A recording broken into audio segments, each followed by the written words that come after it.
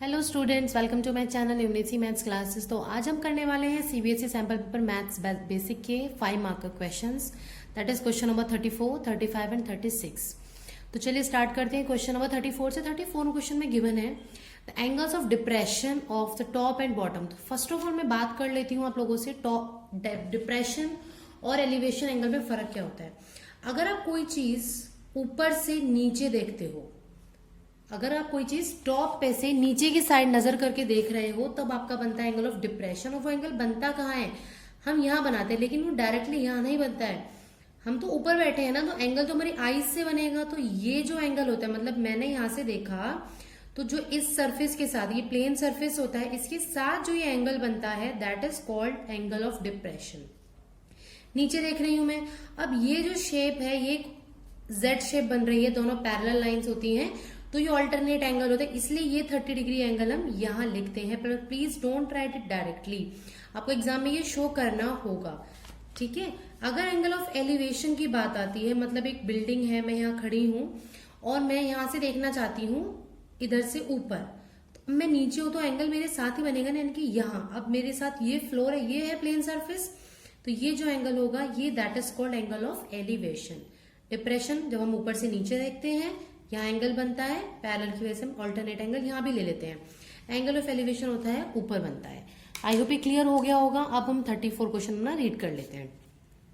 तो angles of depression की बात हुई of the top and bottom of a 8 metre tall building. एक 8 मीटर टॉल बिल्डिंग है, मैं पहले 1 मीटर टॉल बिल्डिंग ड्रॉ कर लेती हूँ। 1 मीटर टॉल बिल्डिंग हो गई है ये। इसके ऊपर हमारा एंगल ऑफ डिप्रेशन आ रहा है, मतलब इससे एक ऊंची चीज रही होगी, वहां से हम इसके टॉप और बॉटम देख रहे होंगे। लिख भी रहा है from the top of a multi storeyed building. एक मल्टी स्टोरीड बिल्डिंग और बनाते हैं हम, ये हो गई, ठीक है। मल्टी स्टोरीड बिल्डिंग के टॉप पे से, from the top of a multi storeyed building, हम इसके टॉप को देख रहे हैं और इसके बॉटम को देख रहे हैं, ठीक है।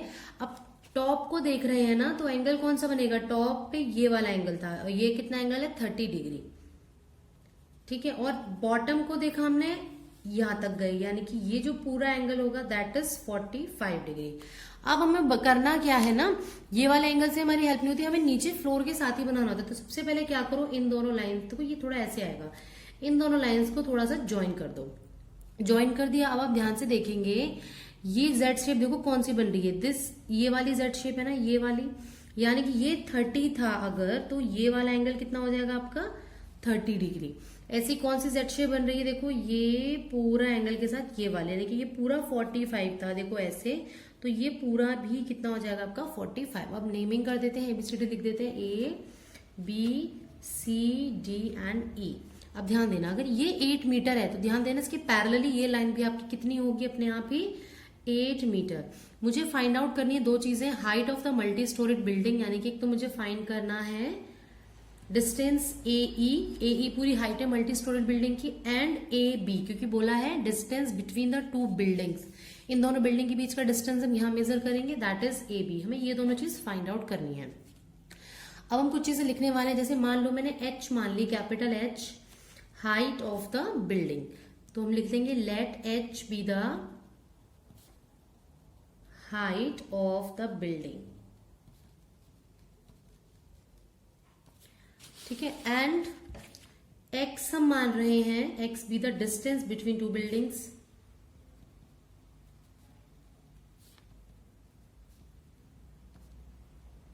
ओके। तो अब मैं आगे सॉल्व करूंगी। ये मेरा x हो गया है। अब आप ऐसी कोशिश करेंगे ज्यादातर इन क्वेश्चन में परपेंडिकुलर बाय बेस वाली फॉर्म लेने की, यानी कि tan थीटा वाली फॉर्म लेने की। तो अगर आप ध्यान से देखिए, तो एक तो ये ट्राइंगल राइट एंगल वाला बन रहा है ABE, और एक ये ट्राइंगल EDC बन रहा है। अब ध्यान देना, अगर ये पूरा h है, ये 8 है, तो ये डिस्टेंस DE कितना होगा आपका, टोटल h में से मैं 8 माइनस कर दूं, यानी कि हो जाएगा h माइनस 8। तो हम इसे लिख के दिखाएंगे एग्जाम में कि AE is h, AD is 8, therefore जो DE है आपके पास वो आएगा AE माइनस AD, यानी कि h माइनस 8 मीटर, क्योंकि 8 मीटर था आपके पास क्वेश्चन में, ठीक है। अब शुरू करते हैं ट्राइंगल्स ढूंढना। तो सबसे पहले मैं ले रही हूँ ट्राइंगल AEB। तो AEB में परपेंडिकुलर क्या है आपका AE, अपॉन बेस क्या है AB, और AE क्या था आपका H और AB क्या था X। That is equal to 1045 degree. ना 1045 डिग्री होता कितना है आपके पास 1, तो h बाय एक्स की वैल्यू 1 आ गई है। क्रॉस मल्टीप्लाई करने पे हमें मिल गया कि h और x हमारे इक्वल हैं। ठीक है, अभी एक ट्राइंगल है, अब दूसरा ट्राइंगल लेंगे हम EDC। यही दो राइट एंगल बन रहे हैं क्योंकि, तो नेक्स्ट मैंने लिया इन ट्राइंगल EDC। अब EDC में परपेंडिकुलर है हमारा ED अपॉन बेस क्या है DC, that is equal to 1030 degree. अब ध्यान देना, अगर ये x है ना तो उसकी पैरेलल जो ऊपरी लाइन होगी ये भी आपकी अपने आप ही क्या हो जाएगी, x हो जाएगी। तो ED की वैल्यू कितनी थी, ED की वैल्यू थी हमारी h-8 अपॉन DC x था इज इक्वल टू 1030 होता है 1 अपॉन √3 को इधर मल्टीप्लाई कर देंगे अगर हम, तो ये हमारे पास आ जाएगा, देखो h-8 into √3 is equal to x। अब आप ध्यान देना, इक्वेशन 2 में इसको नाम दे दूं तो फ्रॉम इक्वेशन 1 एंड 2 जो मेरी x की वैल्यू थी वो h थी, अगर मैं इसे यहाँ पुट कर दूं तो h की फॉर्म में पूरा क्वेश्चन हो जाएगा। तो हम इसे लिख लेंगे फ्रॉम इक्वेशन 1 एंड 2 आपको मिल गया है h-8 into √3 is equal to h। √3 से मल्टीप्लाई किया तो √3h minus 8 √3 is equal to h को इधर ले आएंगे तो ये हो जाएगा √3h माइनस h माइनस के 8 √3 को मैं इधर लिख दूंगी तो 8 √3 h कॉमन लेंगे, अंदर आएगा √3 माइनस 1 इज इक्वल टू 8 √3।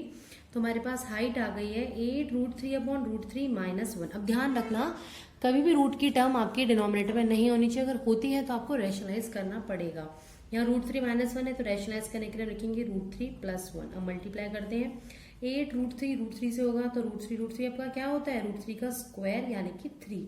तो ये हो जाएगा 8 इंटू 3 प्लस 8 √3 इंटू 1 करेंगे तो 8 √3 आएगा अपॉन, ये देखो ध्यान से, तो ये कौन सी फॉर्म है, a minus b into a plus b. और आप हमेशा देखेंगे रैशनलाइज करते टाइम ये फॉर्म आपको जरूर मिलेगी जिसकी वैल्यू होती है आपकी a² माइनस b², यानी कि नीचे आपके पास आ जाएगा √3 का स्क्वायर माइनस 1 का स्क्वायर। तो ये हो गया 8 3 24 प्लस 8 √3 अपॉन √3 का स्क्वायर होता है 3 माइनस 1 2 हो गया। तो ऊपर नीचे 2 है तो हम ऊपर से भी 2 कॉमन ले लेंगे, 2 कॉमन लेंगे तो बचेगा 12, 2 4 8 4 √3 अपॉन 2 से 2 कैंसिल, यानी कि जो आपकी हाइट है वो कितनी आ गई है 12 प्लस 4 √3 मीटर। और हाइट और x आपके इक्वल थे फ्रॉम इक्वेशन 1, तो आपकी x भी कितनी आ जाएगी 12.4 √3 मीटर। आंसर यही नहीं छोड़ना, आपको लास्ट में लिखना भी पड़ेगा, therefore height of the building is this and distance between to tall buildings is also this. I hope clear हो गया होगा क्वेश्चन। नाउ करते हैं इसका और वाला पार्ट। इस पार्ट में गिवन है अ 1.2 मीटर टॉल गर्ल। देखो जब हाइट गिवन होगी तो आपको हाइट कंसिडर करनी ही पड़ेगी, ज्यादातर हमें हाइट नहीं दी होती है बट अगर दी हुई है तो आपको कंसिडर करनी ही पड़ेगी। अगर आप इसको नेग्लिजिबल हाइट मान लोगे तो क्वेश्चन गलत हो जाएगा। A 1.2 metre tall girl spots a balloon moving with the wind in a horizontal line at a height 88.2 metre from the ground. उसने देखा यहाँ एक 1.2 मीटर की एक लड़की खड़ी है, ये इसने देखा एक बलून है वो हॉरिजॉन्टली मूव कर रहा है, मतलब टेढ़ा मेढ़ा नहीं घूमना, सीधा सीधा जा रहा है वो, ठीक है, और 88.2 मीटर की हाइट पे वो उड़ रहा है, ग्राउंड से यहाँ तक का डिस्टेंस 88.2 है। थोड़ी देर बाद उसने देखा angle of elevation of the balloon from the eyes of the girl at any instant is 60 degree. जब उसने पहली बार देखा तो एंगल 60 डिग्री था उसकी आईज से, यानी कि ये है आईज, तो इससे 60 डिग्री आपका एंगल बन गया, ठीक है। And after some time the angle of elevation reduces 30 degree. ये एक्चुअली यहाँ था, ठीक है, डायग्राम थोड़ा सा गलत हो गया, मैं भी दोबारा से करेक्ट करके लिखूंगी। Angle of elevation reduces 30 degree, जब थोड़ा आगे पहुंचता है तो 30 डिग्री होता है। बताओ उसने कितना डिस्टेंस ट्रेवल किया। तो इस डायग्राम को थोड़ा करेक्ट करके मैं लिखूंगी, ऐसे बनेगा ये। 1.2 मीटर की टॉल गर्ल है, ठीक है, उसने बलून देखा, जो ये वाला एंगल है ये 60 डिग्री था क्योंकि उसकी आईज से बनाना है। फिर बलून यहाँ पहुंच गया, फिर उसने आईज से देखा तो वो यहाँ देखेगी ना उसको, तो ये हो गया हमारा, ये वाला डिस्टेंस हो गया 88.2 मीटर। ओके, नाउ हमें फाइंड आउट क्या करना है कि बलून ने कितना डिस्टेंस ट्रेवल किया। तो जो ये डिस्टेंस और ये डिस्टेंस है सेम ही चीज है, तो यानी कि हमें ये फाइंड आउट करना है। अगर मैं इसे लिखूं तो ये हो जाएगा हमारा ए, नीचे वाले की मुझे जरूरत नहीं है, इसको लिख लेते हैं ए बी सी ए डी और ये ई। ओके, नाउ स्टार्ट करते हैं क्वेश्चन करना। तो जो ये वाला डिस्टेंस है ना EB और DC ये इक्वल होगा, मतलब अगर ये पूरा 88.2 था, क्योंकि आपको नीचे जमीन पे से ये 88.2 दिया हुआ है डिस्टेंस, और ये वाला 1.2 है, यानी कि ये 1.2 है तो ये भी 1.2 होगा और ये भी 1.2 होगा।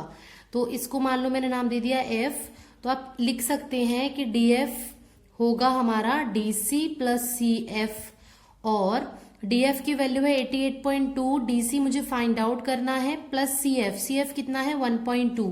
जब मैं 88.2 में से 1.2 माइनस करूंगी तो मुझे डीसी की वैल्यू मिल जाएगी, दैट इज 87। तो जितना ये डीसी हम लिख लेंगे, डीसी इज 87 एंड डीसी और जो आपका है ईबी ये इक्वल होगा, that is equal to 87। Clear है। अब आप ध्यान से देखो तो आपके पास दो ट्राइंगल कौन से बन रहे हैं, एक triangle EBA with 60 degree angle और डीसीए विथ 30 डिग्री एंगल। नीचे वाले के साथ हम ले नहीं सकते बिकॉज वो ट्राइंगल नहीं बन रहा है। तो हम यहाँ क्या करेंगे, एक बार ट्राइंगल कंसिडर किया मैंने ईएबी और एक बार मैं ट्राइंगल कंसिडर करूंगी कौन सा, डीएसी। अब आप ध्यान से देखना, क्वेश्चन में पूछा क्या था, find the distance travelled by the balloon during the interval, यानी कि मुझे बी से लेके सी तक का डिस्टेंस फाइंड आउट करना है।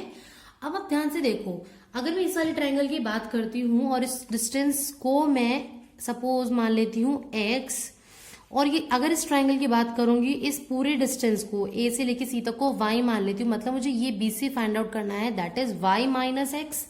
तो सबसे पहले EAB दिया, उसमें आपका EB अपॉन AB हो जाएगा tan 60 डिग्री के इक्वल। तो EB की वैल्यू, EB कितना है, EB हमारा 87 है क्योंकि EB और DC सेम है, अपॉन AB कितना मैंने x माना है, tan 60 होता है √3, तो 87 अपॉन √3 वैल्यू आ गई है x की। और इस ट्राइंगल में DAC में आप ध्यान से देखोगे तो DC अपॉन AC जो है वो आपका इक्वल होगा tan 30 डिग्री के। DC की वैल्यू 87 और AC y मैंने लेट किया है, तो ये वैल्यू 1 अपॉन √3 है, क्रॉस मल्टीप्लाई करेंगे तो 87 इंटू √3 आपका आ गया y। अभी मैंने बताया कि जो डिस्टेंस हमें फाइंड आउट करना है वो एक्चुअली y माइनस एक्स ही है। तो जो डिस्टेंस हमें फाइंड आउट करना है, distance travelled by the balloon कितना हो जाएगा हमारा, दैट इज BC और we can say y minus x. तो इन दोनों इक्वेशन को हम कर देंगे माइनस, तो we are doing equation 2 minus 1। तो ये हो जाएगा, देखो y minus x is equal to, मैं घुमा दे रही हूँ इनको, उससे कोई फर्क नहीं पड़ेगा, तो 87 √3 माइनस 87 अपॉन √3 आ गया है। y minus x as it is, cross हम यहाँ ले लेंगे LCM, 1 से डिवाइड किया √3 को जब इससे मल्टीप्लाई करेंगे तो 87 √3 इंटू √3 हो जाएगा, √3 3 होता है, तो ये बनेगा 87 इंटू 3 माइनस √3 से √3 डिवाइड करेंगे 1 आएगा, 1 से 87 को किया 87 आ गया। ध्यान रखना जब हम 87 इंटू 3 करते हैं तो वैल्यू आती है 261, मैंने पहले ही मल्टीप्लाई करके देख लिया है ताकि टाइम वेस्ट ना हो। 261 माइनस 87 करते हैं तो हमारे पास आता है 174 अपॉन √3। अभी बताया था √3 नहीं होना चाहिए अपॉन में, रैशनलाइज करेंगे तो √3 से मल्टीप्लाई, √3 से डिवाइड, तो ये आ गया हमारा 174 √3 अपॉन 3। √3 होता है, 3 से काटेंगे कटता है क्या, यस, 3 5 ज़ा 15, 2 रिमाइंडर बचा, 3 8 ज़ा 24, यानी कि हमारे पास वो डिस्टेंस जो बलून ने ट्रेवल किया आ गया 58 इंटू √3 को फटाफट से समझ लेंगे। हमारे पास ये दो ट्राइंगल बन रहे थे, हम हमेशा दो ट्राइंगल ही फाइंड आउट करते हैं जिसमें हमें ये एक्यूट एंगल पता हो, 60 30 45 डिग्री वाला। जैसे ये मिल जाएगा यानी कि हमारा क्वेश्चन अब इजी हो चुका है। आई होप ये क्लियर हो गया होगा। नाउ करते हैं next question. Next question, question number 35 है आपका एपी से। इसमें देखो क्या गिवन है, pth qth and rth terms of an AP are a b c respectively, show that this is equal to 0। तो सबसे पहले हम क्या करने वाले हैं, पीएथ क्यूएथ एंड आरएथ टर्म दिया हुआ है हमें जिसकी वैल्यू ए बी सी है, तो मैं मान लेती हूँ पीएथ टर्म को मैंने टीपी से डिनोट किया जिसकी वैल्यू है ए, और फॉर्मूला अगर मैं मान लेती हूँ ए मेरी फर्स्ट टर्म है, क्योंकि मैं स्मॉल ए नहीं ले सकती हूँ क्योंकि स्मॉल ए में ऑलरेडी इस क्वेश्चन में गिवन है, और कैपिटल डी ले लेती हूँ मैं कॉमन डिफरेंस। आप चाहो तो स्मॉल भी ले सकते हो क्योंकि स्मॉल डी कहीं आया नहीं है। ओके, तो फॉर्मूला होता है हमारा ए एन टर्म का होता है a plus n minus 1 into d. यहाँ पीएच टर्म है, टीपी मतलब पीएच टर्म, तो यहाँ फॉर्मूला होगा फर्स्ट टर्म यानी कि a plus n nth term, तो एनएच टर्म यानी कि पीएच टर्म है यहाँ, तो यहाँ हो जाएगा p minus 1 into d, multiply कर देंगे हो जाएगा a plus P d minus d. T q, qth term हमारी कितनी दी हुई है बी, जिसकी वैल्यू है a plus q minus 1 into d हो जाएगा इस बार, एंड टी आर क्या हो जाएगा सी, दैट इज हमारा हो जाएगा equal to a plus r minus 1 into t के इक्वल। ओके, अब हम करने के वाले दोनों को भी मल्टीप्लाई कर लेते तो हो जाएगा a plus q D minus d, और यहाँ से आ जाएगा a plus r D minus d. A b c की वैल्यूज हमें मिल चुकी है, इन वैल्यूज को हम पुट कर देंगे इन लेफ्ट हैंड साइड में। तो हमारे पास कंसिडर क्या करते हैं हम, a into q minus r plus b into r minus p plus c into p minus q मैंने कंसिडर किया है। ये ए बी सी की जितनी वैल्यूज है हम यहाँ सब्स्टिट्यूट करेंगे, ए की जगह रखेंगे ये वाली वैल्यू, तो ये हो जाएगा a plus P d minus d into ये हो जाएगा हमारी, इसको ब्रैकेट लगाना इसलिए जरूरी है, ब्रैकेट इसलिए लगाना है अदरवाइज क्या होगा, ऐसा लगेगा कि सिर्फ डी से ये टर्म मल्टीप्लाई हुई है। ऐसे ही बी की वैल्यू पुट करेंगे which is a plus q D minus d into में r minus p plus c की वैल्यू है a plus r D minus d into p minus q. अब Q से एक बार सारे टर्म को मल्टीप्लाई, देन R से सारे टर्म्स को मल्टीप्लाई, ऐसे यहाँ R से फिर P माइनस P से, P से फिर माइनस Q से मल्टीप्लाई कर लेते हैं। पहले Q से करेंगे तो Q into a plus Q into p into d minus Q into d, फिर माइनस R से करेंगे तो माइनस आर ए minus r p d minus minus plus r d. Okay, ऐसे ही सारे टर्म से मल्टीप्लाई कर लेंगे। तो ये हमने मल्टीप्लाई कर लिया है सारा, मल्टीप्लाई करने के बाद बहुत सारे टर्म्स आ गए। अब हम ढूंढना शुरू करते हैं, क्योंकि हमें जीरो शो करना है, यानी कि सारे टर्म्स कट हो जाएंगी। तो ये प्लस का क्यू है, हम एक माइनस का क्यू है ढूंढते हैं हम, ये प्लस का क्यू है और ये माइनस का क्यू, ये दोनों कैंसिल हो गए। क्यूपीडी प्लस का और माइनस का क्यूपीडी किधर है, ये रहा। ऐसे ही माइनस का क्यूडी और ये हमारा प्लस का क्यूडी, माइनस का आर ए और ये प्लस का आर ए माइनस का आरपीजी और प्लस का आरपीडी किधर है, ये रहा। प्लस का आर डी माइनस का आर डी प्लस का आर क्यू डी माइनस का R Q D minus P D plus P D, ये दोनों कैंसिल, सब कुछ कट गया यानी कि जीरो आ गया। और यही हमें शो करना था अपने राइट हैंड साइड के लिए। बहुत ही छोटा क्वेश्चन है 5 मार्कर के हिसाब से, बट अगला वाला जो क्वेश्चन है वो थोड़ा लेंथी है, तो वही टाइम थोड़ा बैलेंस हो जाता है। लास्ट क्वेश्चन और कर लेते हैं हम, क्या है वो स्टैट्स का क्वेश्चन है, देखते हैं जरा। Next question number 36, last question है हमारे इसमें है, a survey regarding the heights in centimetre 51 girls of class 10th of school was conducted, total girls है 51 and the following data was obtained, find the median height and the mean using this formula. आपको direct class interval नहीं given, मतलब ऐसे 140 150 इस तरह से नहीं given, आपको ये लेस देन 140 लेस देन 145 ऐसे गिवन है। तो जब इस फॉर्म में आपको ये दिया होता है, ये आपकी फ्रीक्वेंसी नहीं होती, होती क्यूमुलेटिव फ्रीक्वेंसी यानी कि CF। यहाँ से हम बनाएंगे एक टेबल, तो वो टेबल देखो क्या बनेगी हमारी, ध्यान से देखेंगे सबसे पहले, और यही मैं टेबल दोनों ही क्वेश्चन में यूज करूंगी, ध्यान रखना। ओके, हाइट और ये मैं फ्रीक्वेंसी लिख रही हूँ, ये मेरा CF है, क्योंकि मीन निकालूंगी तो मीन में हमारा फॉर्मूला होता है समेशन, मीन को मैं x बार से लिखती हूँ जिसका फॉर्मूला होता है summation xi fi upon summation fi। एक टेबल xi के लिए बनेगी, सारे xi आएंगे, और एक टेबल बनेगी सारी xi और fi को मल्टीप्लाई करके। मैं सारा एक ही में बनाने वाली हूँ। तो हमारे पास है लेस देन 144 गर्ल्स हैं, तो लेस देन 140 हमें नहीं पता कि 140 से पहले कितना रहा होगा, मतलब 140 से कम जिनकी हाइट है वो 4 गर्ल्स हैं। तो मैं इसे लिख लेती हूँ below 140 that is 4। Now less than 145 में, अब ध्यान देना, ये 140 तक की हाइट वाले बच्चे, फिर यहां से यहां तक ये 145 वाली हाइट के बच्चे, मतलब जो यहाँ लेस देन 145 में कह रही हूँ 11 बच्चों में, ये वाले 4 भी तो इंक्लूडेड है ना। मुझे चाहिए सिर्फ 140 से 145 ये वाला इंटरवल, यानी कि अगर मैं इन 11 में से 4 को माइनस कर दूं तो मुझे 140 से 145 मिल जाएगा। 11 माइनस 4 यानी कि 7 हो गया है।